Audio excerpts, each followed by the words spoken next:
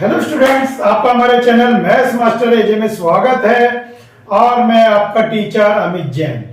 आज मैं आपके लिए लाया हूं application of trigonometry means height and distance class 10 में height and distance most important portion है। और जैसा कि हम देख रहे हैं कि जो इस साल पेपर है उसके अंदर कम से कम 2 क्वेश्चन आपको हाइट एंड डिस्टेंस के मिलेंगे। वो आपको मार्क 3 में और मार्क 4 में इंपॉर्टेंट क्वेश्चन है और उसमें चांस सबसे ज्यादा है कि आपको दोनों में ये क्वेश्चन आपको मिलेंगे। तो इसके लिए सबसे पहले आपको एनसीईआरटी प्रॉपर तैयार होनी चाहिए। कुछ बच्चों को हमने देखा यार, भाई आरडी खरीदते हैं, भाई साइड बुक खरीदते हैं, भाई ये कर लेंगे वो कर लेंगे। अरे भैया पहले एनसीईआरटी पे तो कमांड कर लो। एनसीईआरटी पे कमांड नहीं है, साइड बुक ये भी कर लो वो भी कर लो। गलत है, बहुत ही गलत है। और ऐसे बच्चे बाद में पछताते हैं क्योंकि शुरू में तो वे भाग रहे हैं कि ये भी कर लो वो भी कर लो, लेकिन एनसीईआरटी पे कमांड नहीं है। और एनसीईआरटी का बिल्कुल बुक से टेप के क्वेश्चन आ गया, वर्ड टू वर्ड आंसर भी, और उसके बाद बच्चा अटेम्प्ट नहीं कर पाया। बहुत अच्छे क्वेश्चन है एनसीईआरटी में इस बार, तो वो क्वेश्चन आप अटेम्प्ट करें, उससे कॉन्फिडेंस बिल्ड अप होगा, फिर आप एक्स्ट्रा क्वेश्चन की तरफ ध्यान दें। तो जिन्होंने एनसीईआरटी बहुत अच्छे ढंग से तैयार कर ली है तो उन सब के लिए मैं लेके आया हूं application of trigonometry height and distance के एक्स्ट्रा क्वेश्चन। तो आइए स्टार्ट करते हैं हाइट एंड डिस्टेंस। तो सबसे पहला क्वेश्चन हाइट एंड डिस्टेंस का हम रीड करते हैं। तो आइए क्वेश्चन देखते हैं। कहता है the angle of elevation of a jet plane from a point A on the ground is 60 degree. क्या कहता है कि the angle of elevation of a jet plane, एक जेट प्लेन है और उसको ग्राउंड पे एक पॉइंट से ऑब्जर्व किया गया और उसका एंगल दिया है आपको और दिया है 60 डिग्री। फिर ये हो गया आपकी फिगर, ये जेट प्लेन है, ये ग्राउंड से देखा गया 60 degree. After a flight of 30 seconds, 30 seconds के बाद, अब देखते हैं 30 सेकंड के बाद देखिए प्लेन या तो यहां जाएगा या यहां जाएगा। तो देखते हैं वो इस पॉइंट के पास आ रहा है या दूर जा रहा है। The angle of elevation changes to 30 degree, angle 30 degree हो गया। देखिए अब भी सीधी सी बात है, 30 डिग्री हो गया तो 30 डिग्री यहां तो आएगा नहीं, 30 डिग्री इसके हाफ में आएगा, तो मीन्स वो यहां पर पहुंच गया 30 सेकंड बाद। देखिए कॉमन सेंस लगी है, ना तो उसने ये कहा कि अवे जा रहा है, ना कहा है कि टूवर्ड्स आ रहा है, ठीक है। बस ये कहा है 60 degree to angle 30 degree convert हो गया, तो कॉमन सेंस है दूर जा रहा है। तो पहले ए पॉइंट पे था, ये बी पॉइंट है, पी से आप ऑब्जर्व कर रहे हैं, ये पॉइंट सी हो गया, ये इसकी हाइट हो गई, तो हाइट सेम है। चलिए आगे देखते हैं। If the jet plane is flying at a constant height of 3600√3, लीजिए 3600√3 किलोमीटर, इतने मीटर हाइट पे वो फ्लाई कर रहा है।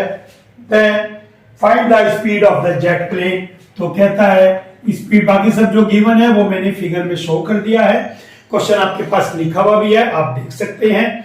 तो आइए देखते हैं इसका सॉल्यूशन। सबसे पहले इसमें फिगर मेन होती है और फिगर को एक्सप्लेन करना। तो आइए फिगर को एक्सप्लेन करते हैं। Let jet plane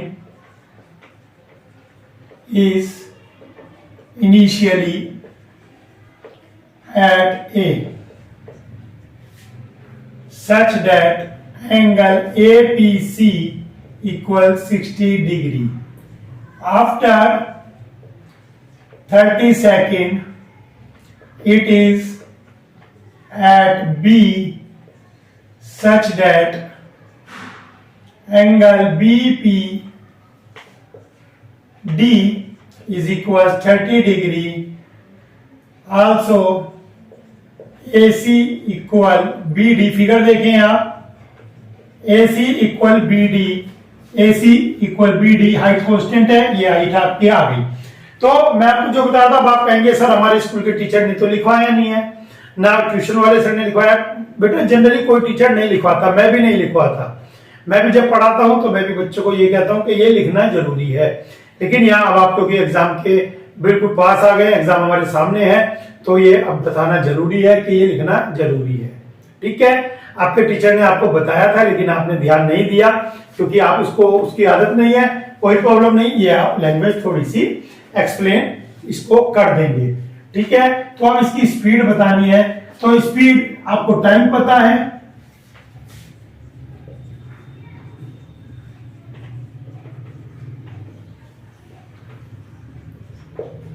टाइम आपको पता है, तो अब आपको टाइम पता है, तो अगर ये डिस्टेंस पता लग जाए, ये डिस्टेंस में ये डिस्टेंस पता लग जाए, तो आप स्पीड निकाल सकते हैं, speed equal distance upon time. बहुत ही इजी क्वेश्चन है। तो आइए ये डिस्टेंस निकालते हैं। जैसे कि आपने प्रैक्टिस किया तो आपको पता है डिस्टेंस कैसे निकलता है। फुल डिस्टेंस में से ये वाला डिस्टेंस माइनस कर देंगे, फुल डिस्टेंस में से ये वाला डिस्टेंस माइनस कर देंगे, तो ये CD आपके पास आ जाएगा। बहुत ही सिंपल है। तो आइए शुरू करते हैं। इन ट्रायंगल APC, देख लीजिए ट्रायंगल APC में परपेंडिकुलर है हमारे पास और बेस है, तो परपेंडिकुलर और बेस मींस 10, तो 1060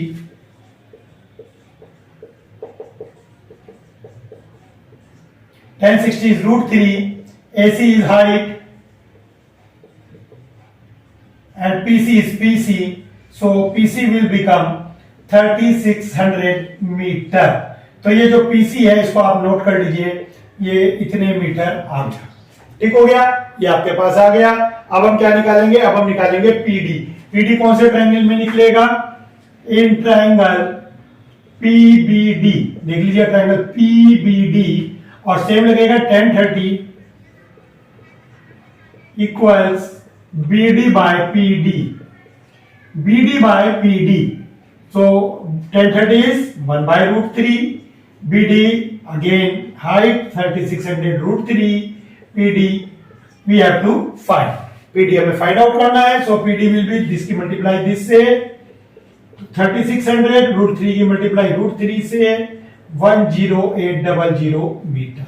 लीजिए देखो अब आपके पास PD आ गया, PC आ गया, लेकिन निकालना क्या था, CD निकालना है। तो CD कैसे निकलेगा, माइनस कर देंगे, CD equal PD minus PC 10800 minus 3600, और ये आपका आ गया 7200। क्यों, 3600 3 बार था, यहाँ पर 1 बार है तो 2 बार हुआ, तो ये हो गया। आप सिंपल माइनस करेंगे तो भी ये आ रहा है 8 - 6 2 10 - 3 7, इतने मीटर। तो अब इसने पूछा आपसे स्पीड बताइए, तो speed equal distance upon time. Direct distance आपके पास ये आ गया और time 30 second,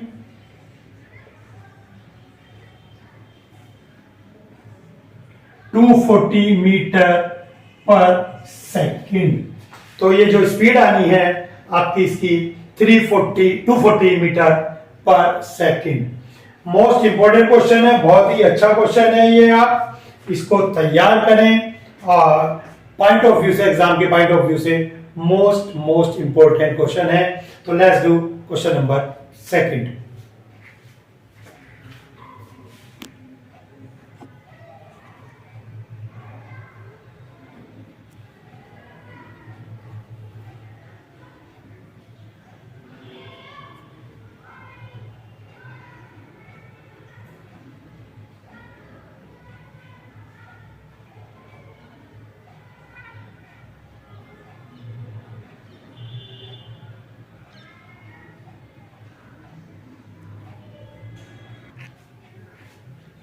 Let's see second question. Second question is the shadow of a tower. एक टावर है और उसकी शैडो है standing on a level ground. देखिए जितने भी टावर या ट्री होते हैं सब लेवल ग्राउंड पे ही होते हैं, मींस प्लेन। ऐसा नहीं है कि कोई उबड़ खाबड़ है या स्लोप है उसके ऊपर पेड़ खड़ा है। Ground is found to be 40 metre longer when sun altitude is 30 degree than when it was 60 degree. देखिए इसने क्या कहा, क्वेश्चन समझे आप, क्वेश्चन आपने रीड कर लिया होगा पहले भी। कहता है कि एक ट्री की शैडो को 2 बार देखा गया, एक बार एंगल 30 डिग्री था और एक बार 60 डिग्री। तो चलिए ये रहा ट्री और ये रही इसकी शैडो, और 2 बार देखा गया, एक बार एंगल 30 डिग्री था, दूर वाला एंगल छोटा होता है, पास वाला एंगल बड़ा होता है। जितने आप दूर जाएंगे और जितनी पास आएंगे, ये 60 और धीरे धीरे ये 80 और ये 90, ठीक है ना। 90 से चले हम 60, 30, जितना दूर जाएंगे एंगल कम होता रहेगा। चलिए, ये ट्री है और ये फिर वही बात, लैंग्वेज आप लिखेंगे। अब मैं नहीं लिखवा रहा हूं, लैंग्वेज आप लिखेंगे। Let A B is tree and it form shadow B C and B D such that this is this and this. And वो कहता है कि 40 मीटर लॉन्गर शेडो बनाता है। तो ये 40 मीटर लॉन्गर है, पहले शेडो इतनी थी, अब 40 मीटर ज्यादा बनी। तो find the height of the tree. बहुत ही सिंपल क्वेश्चन है। अब आप देखिए, इस तरह के क्वेश्चन एनसीईआरटी में भी हैं। अब मैं यहाँ पर आपको दिखाऊंगा कैलकुलेशन कि इजी वे में आप कैलकुलेशन कैसे लेके चल सकते हैं। अब देखिए, बड़ी गंदी गंदी कैलकुलेशन मिलती है, लेकिन मैं आपको कैलकुलेशन बताऊंगा, सीखें और आपको मजा आएगा कि सर वाकई मजा आ गया। ये भी पूछ सकता है, ये भी पूछ सकता है, कुछ भी। तो आइए, ट्रायंगल लैंग्वेज लिखना मत भूलें, ठीक है। आपको याद होगा लैंग्वेज बहुत गंदी है आपकी। चलिए देखते हैं, उसको प्रैक्टिस से सुधारिए। तो triangle A B C tan 60, देखिए जी, triangle A B C tan 60 A B by B C. तो tan 60 की वैल्यू आपको पता है √3 A B H B C X. तो ये आपके पास आ गया यहां से, क्योंकि मुझे h फाइंड आउट करना है तो मैं x को एलिमिनेट करूंगा। तो x को मैं एलिमिनेट करता हूं, x इक्वल h बाय √3। लीजिए, first x equal h by √3 क्यों? क्योंकि मुझे h फाइंड आउट करना है, तो मुझे x एलिमिनेट करना पड़ेगा। x एलिमिनेट करने के लिए सब्स्टिट्यूशन मेथड, x की वैल्यू को इनपुट करनी है, तो x की वैल्यू मैंने निकाल कर रख ली। जहां जरूरत पड़ेगी उसको हम चिपका देंगे। ठीक हो गया।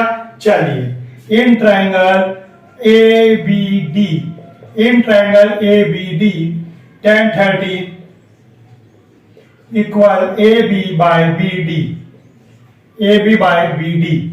tan 30 is 1 by √3, A B is h and B D is x plus 40।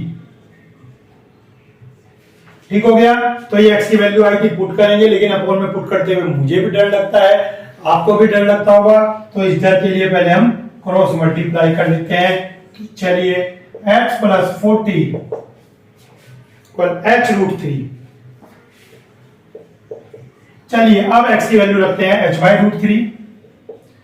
अब यहां पे मैं आपको कैलकुलेशन बता रहा हूं। मोस्टली बच्चे जिन्होंने पढ़ाई की है, तैयारी कर रहे हैं, बिल्कुल बहुत अच्छी तरह उन्होंने देखा होगा कि सर जो इस तरह की कैलकुलेशन होती है मैं उलझ जाता हूं। क्यों? क्योंकि आप कभी कुछ करते हैं, कभी कुछ करते हैं, हर बार एक नया मेथड लेके आते हैं। यहाँ पे √3 एलसीएम लेंगे, यहाँ नहीं लेके जाएंगे, इन दोनों में √3 एलसीएम ले लेंगे, पता नहीं क्या क्या करते हैं आप लोग। बड़ा गुस्सा सा आता है। तो आपको एक ट्रिक बता रहा हूँ छोटी सी, कभी गलती नहीं होगा। अगर अपोन का क्वेश्चन हो, जो भी नंबर अपोन में हो सबको उससे मल्टीप्लाई कर दो, टेंशन फ्री। लिख दीजिए मल्टीप्लाई ईच टर्म। भैया गुरु मंत्र दे रहा हूं, गुरु मंत्र, कभी कैलकुलेशन गलत नहीं होगी।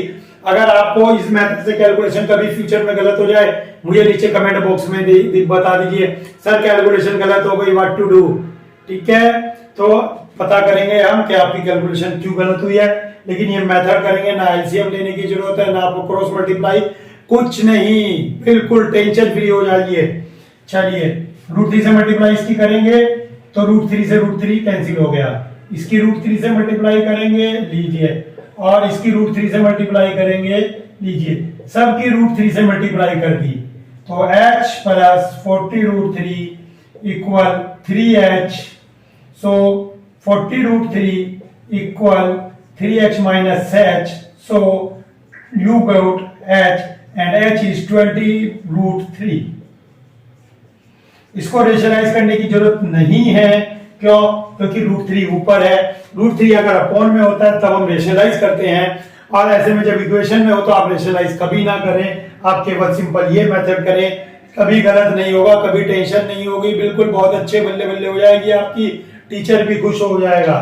ठीक हो गया। क्वेश्चन की प्रैक्टिस करिए, देखिए, समझिए, बार बार करिए। थर्ड क्वेश्चन की तरफ चलते हैं। चलिए,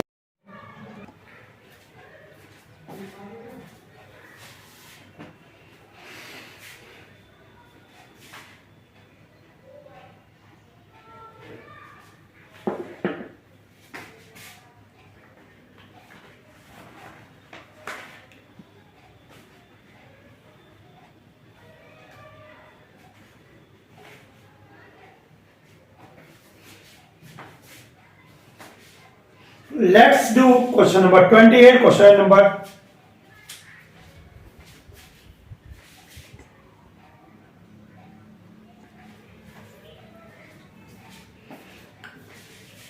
Let's do next question. Question number 3. Question number 3 says from a top of 7 meter high building. एक बिल्डिंग लीजिए बिल्डिंग ले ली और ये 7 मीटर हाई है, 7 मीटर हाई बिल्डिंग है। क्या कहता है? From the top of a 7 metre high building the angle of elevation of the top of a cable tower. देखिए टावर, केबल टावर, मैं आपको बता दूं केबल टावर हमेशा बड़ा होता है, बिल्डिंग से केबल टावर हमेशा बड़ा होता है, इस बात का ध्यान रखें। ठीक हो गया? दोबारा से क्वेश्चन पढ़ रहा हूं मैं आपको। From the top of a 7 metre high building the angle of elevation of the top of a tower, angle of elevation of the top of a tower, ये कह रहा है आपको top of the tower is 60 degree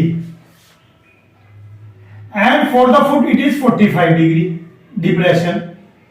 45 degree इसने depression कहा है कि 45 degree इसका डिप्रेशन है। तो अब इसमें क्या कह रहा है? ये find the height of the tower. तो ये जो केबल टावर है इसकी आपको हाइट बतानी है। तो चलिए आइए इसकी हाइट फाइंड आउट करते हैं। ये 7 मीटर है, ये 7 मीटर, इसको x सपोज करेंगे, इसको x सपोज करेंगे, लेबलिंग देंगे ए बी सी डी। चलिए मैं बता रहा हूं लैंग्वेज क्या लिखनी है। Let A B is a building, C D is a tower, from a angle of elevation of the point C is 60 degrees such that angle CAE equals 60 degree, and from the foot of the tower the angle of depression from A is 45 degrees such that angle EAD equal 45 degree. ठीक हो गया? ये 45 degree है। और AB equal ED equal 7 metre, let C equal H and let BD equal X। ये इतनी आप language लिख देंगे। लैंग्वेज कोई टीचर नहीं पढ़ता है, बस लैंग्वेज होनी चाहिए, थोड़ी सी लैंग्वेज चाहिए जिससे पता लगे कि आप फिगर को डिस्क्राइब कर रहे हैं, क्वेश्चन को डिस्क्राइब कर रहे हैं। तो चलिए क्वेश्चन करते हैं। बहुत इजी क्वेश्चन है। ये X है। सबसे पहले अगर किसी फिगर में कहीं भी आपको मैं बता दूं, ध्यान रखें 45 डिग्री एंगल दिख जाए क्वेश्चन में, तो सबसे पहले आप 45 डिग्री को ही लेकर चलेंगे। 45 डिग्री लेकर चलते हैं तो क्वेश्चन हमारा बहुत इजी हो जाता है। चलिए इन ट्राइंगल AEC, देखिए ट्राइंगल AEC AED में ये 45 डिग्री है, तो आप 45 लगा दीजिए। tan 45 equal this upon this means ED upon AE, ED upon AE, tan 45 equal ED upon AE. Tan 45 is 1, ED is 7,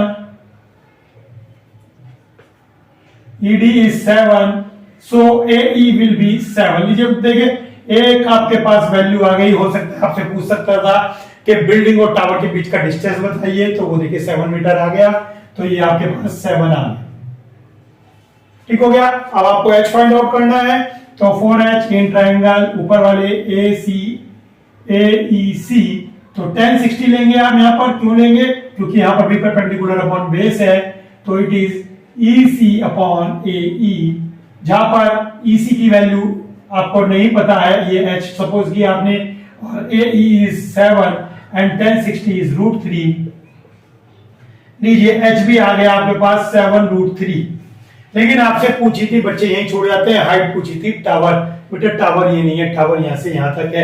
ये छोटी छोटी गलतियां होती हैं, मार्क्स खा जाती हैं, और हम बड़ी कॉन्फिडेंटली कर पाते हैं। यार मजा आ गया, पूरा क्वेश्चन सही है, लेकिन आंसर पहले किया, आंसर गड़बड़ आ गई। जल्दीबाजी नहीं करना है, पेपर में बहुत टाइम मिलेगा आपको। So height of the tower is equal to h plus 7√3 plus 7, और ये आंसर आ गया। √3 को खोलने की जरूरत नहीं है, अननेसेसरली आप अपनी कैलकुलेशन अपने लिए बढ़ाएंगे। गलत हो गई तो दिक्कत हो जाएगी। यहाँ अगर आप छोड़ के आते हैं तो आपका कोई मार्क्स नहीं कटने वाला है। और अगर आप वाकई अपने पर कॉन्फिडेंस है तो √3 की वैल्यू 1.73 रखें और आंसर आप निकाल सकते हैं। ठीक हो गया। तो ये आपके ऊपर डिपेंड करता है, लेकिन मेरे लिए आंसर यहाँ पर मोर देन सफिशिएंट है।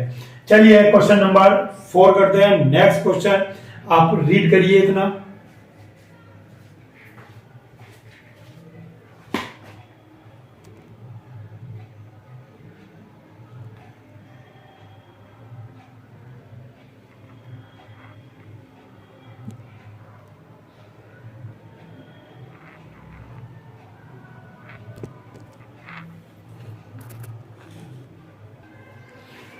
Let's do question number 4। Question number 4 देखते हैं। Two poles of equal heights are standing opposite to each other. लीजिए क्वेश्चन यहीं से स्टार्ट हो जाता है हमारा। दो पोल इक्वल हाइट के, लीजिए one pole is let A B and other pole is let C D. देखिए लैंग्वेज इतनी हो गई आपके पास। Let one pole is A B other pole is C D. ठीक हो गया, यहां तक आपके पास क्लियर हो गया। आगे चलते हैं। इधर side of the road, road के इधर साइड, बिल्कुल सही, दोनों तरफ है हो गया। Which is 80 metre wide. ये जो रोड है ये 80 मीटर वाइड है। लीजिए ये भी हो गया। ठीक हो गया। From a point between them on the road, from a point between them, between them का मतलब कभी भी बीच में नहीं होता, बिटवीन देम कहीं भी हो सकता है। From a point between them on a road the angle of elevation of the top of the poles are 60 degree and 30। देखिए ये पास पॉइंट है, जो पास होगा वो एंगल बड़ा होगा, दिख भी रहा होगा आपको, और जो दूर होता है दैट इज स्मॉलर। बताया था आपको कि जितना पास जाओगे एंगल बढ़ता रहेगा। यहाँ 60 है तो यहाँ 75, इससे बढ़ता रहेगा। जितना दूर जाओगे तो वो कम होता रहेगा। Find the height of the pole and the distance of the point from the poles. सबसे पहले तो इनकी हाइट पूछ रहा है, और आल्सो ये पॉइंट बीपी एंड पीडी भी पूछ रहा है। ये डिस्टेंस बीपी एंड पीडी भी पूछ रहा है, और हाइट ऑफ द पोल भी पूछ रहा है। तो लेट्स डू। तो आइए करते हैं। लैंग्वेज आप लिख लेंगे अब। आइए इन ट्रायंगल पाए means A B P, in triangle A B P. तो इसके अंदर क्या लगाएंगे आप? 10 60 परपेंडिकुलर अपॉन बेस बीपी। ठीक हो गया, ये बेस बीपी हो गया। तो यहां से आपके पास 1060 कितना है? √3। ए बी कितना है? h, और ये बीपी क्रॉस मल्टीप्लाई कर दीजिए, इंटरचेंज करेंगे। बीपी इक्वल h बाय √3, और दिस इज फर्स्ट रिलेशन। लीजिए बीपी आ गई, बीपी आ गई। अब पीडी फाइंड आउट करेंगे। तो चलिए फाइंड आउट करते हैं बीपी। तो बीपी के लिए आप ट्रायंगल कौन सा सिलेक्ट करेंगे? Triangle PDC. ये हमेशा राइट एंगल ट्रायंगल होते हैं, इसमें कोई बताने की जरूरत नहीं है। In triangle PDC tan 30 equal DC upon PD, where DC is h, और tan 30 की वैल्यू होती है 1 by √3। So you will find PB by cross multiplication। ये सेकंड, ये भी पता लग गया, और PB नहीं है, ये DP है, PD है, और ये PD है। ठीक हो गया। अब करना क्या है आपको? आपके पास ये भी आ गया, ये भी, और दोनों का सम कितना है? 80। देखिए पूरी रोड 80 है, means this plus this 80। According to question BP plus PD equals to 80। So BP is h by √3 plus h √3। और लीजिए जो मैंने चीज आपको पहले बताई थी वो यहां भी आ गई। आप एलसीएम नहीं लेंगे, क्रॉस मल्टीप्लाई नहीं करेंगे, मल्टीप्लाई ईच टर्म बाय √3। तो चलिए मल्टीप्लाई ईच टर्म बाय √3। √3 की मल्टीप्लाई इससे करिए h, √3 की मल्टीप्लाई इससे करिए 3h, √3 की मल्टीप्लाई इससे करिए। लीजिए देखिए कितनी इजी कैलकुलेशन आपको मिलती है। So here height is 20 √3 metre. लीजिए एक आंसर आ गया हाइट। हाइट आ गई 20√3 मीटर।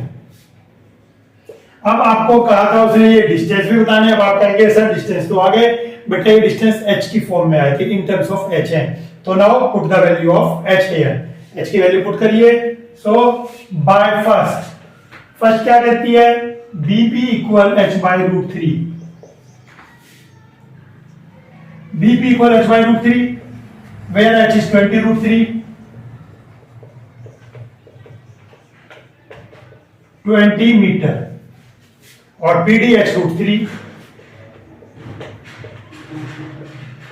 इट इज 20√3,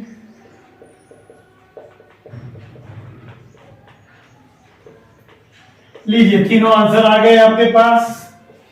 लेकिन आपने ये 60 निकाला, यहां कैलकुलेशन करके आप डायरेक्ट 80 माइनस 20 कर सकते थे। 60 ये 20 आ गया, ये पूरा 80, तो ये 60 आप यहां से भी फाइंड आउट कर सकते थे।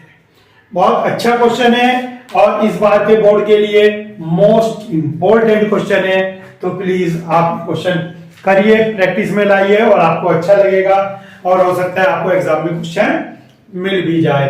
तो let's do question number 5, next question.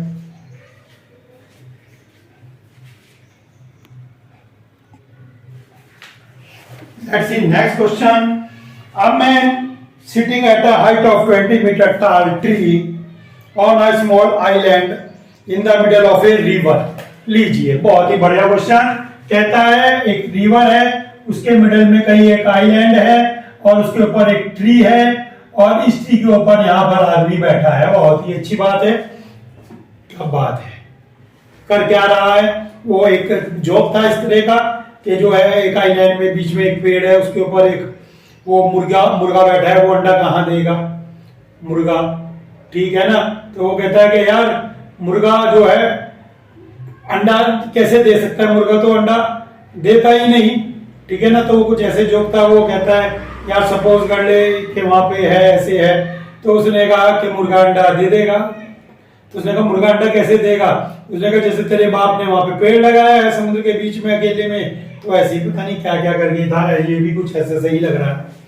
चलिए, लेकिन ये आइसलैंड है पूरा। A man sitting at height of 20 metre tall tree on a small island in the middle. Middle का मतलब यहां कहीं नहीं लिखा है कि यहां पे बिल्कुल सेंटर में लेना है, बीचों बीच लेना है। बाकी क्वेश्चन आगे पढ़ेंगे कि मिडिल का मतलब यहां पर क्या है। Observe two pole directly opposite to each other on the two bank of the river. कहता है अपोजिट साइड में दो पोल हैं। लीजिए दो पोल है, पोल की हाइट के बारे में कोई जिक्र नहीं है। लीजिए दो पोल ले लीजिए आप, ठीक है। दो पोल को ऑब्जर्व कर रहा है, करने दीजिए। On the to banks of the river and in line with the foot of tree. Foot of tree की लाइन में है, बहुत ही अच्छी बात है। लैंग्वेज है, ये लैंग्वेज होती है। If the angle of depression of the foot of the poles, angle of depression, depression आ गया, देखिए डिप्रेशन ध्यान से देखिए। Foot of the poles, depression देना है angle, foot of the poles. Angle of depression अगर वर्ड आए तो ध्यान रखें एंगल ऊपर से लेना है। अगर आपने इसको ऊपर से नहीं लिया तो क्वेश्चन गया। Angle of depression of the foot of the poles from a point on which man is sitting on the tree इधर साइड आर 60 एंड 30। कोई सा भी मान लीजिए, ये 60 मान लीजिए, ये 30। देखिए बात रही मिडिल की, अगर बिल्कुल बीचों बीच होता तो एंगल इक्वल होते, ठीक हो गया। मिडिल का मतलब बीच में मत सपोज करें बिल्कुल भी। Find the width of the river, और कहता है कि विड्थ ऑफ द रिवर बताइए। लीजिए बहुत इजी क्वेश्चन लग रहा है। इस फिगर में ये फाइंड आउट कर लीजिए, इस फिगर में ये फाइंड आउट। और जो ये पोल की हाइट दे रखी थी इसका कोई यूज नहीं है। ये जो पोल की हाइट दे रखी है, पोल दे रखे हैं, इनकी हाइट का कोई यूज नहीं है, तो भैया ये पोल यूजलेस है, ठीक हो गया। ग्राउंड पे भी 2 पॉइंट ले सकता था ये। चलिए लैंग्वेज आप लिख लेंगे, आपको बता दी गई है लैंग्वेज के बारे में बातें। तो आइए in triangle A B D, in triangle A B D, A B D. तो आइए 10:30।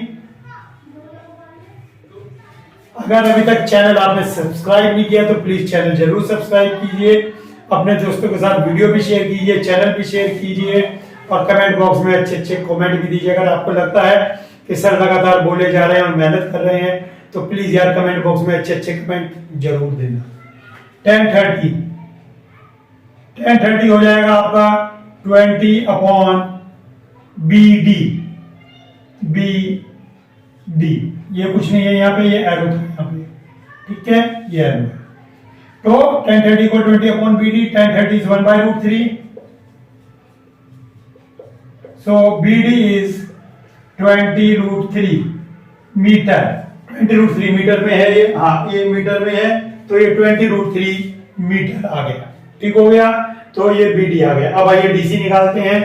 तो in triangle ADC 1060 20 by DC √3 is equals to 20 by DC. So DC is 20 by √3। लीजिए DC आ गया 20 by √3। ये रेशनलाइज यहीं कर दीजिए, बाद में आपको कैलकुलेशन में दिक्कत हो सकती है। तो इट इज 20√3 अपॉन 3, ठीक हो गया। √3 से रेशनलाइज किया, ये आ गया। अब पूछ रहा है आपसे BC, now BC equal BD plus DC, so BD is 20√3,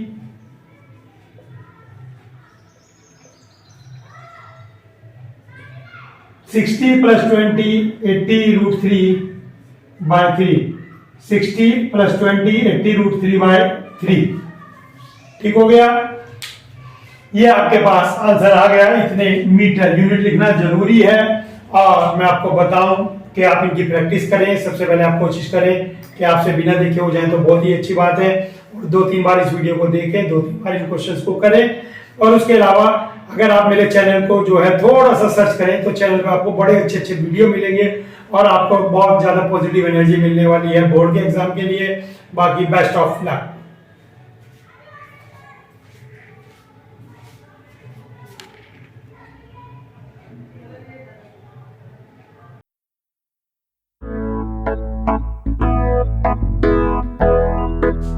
Thank you.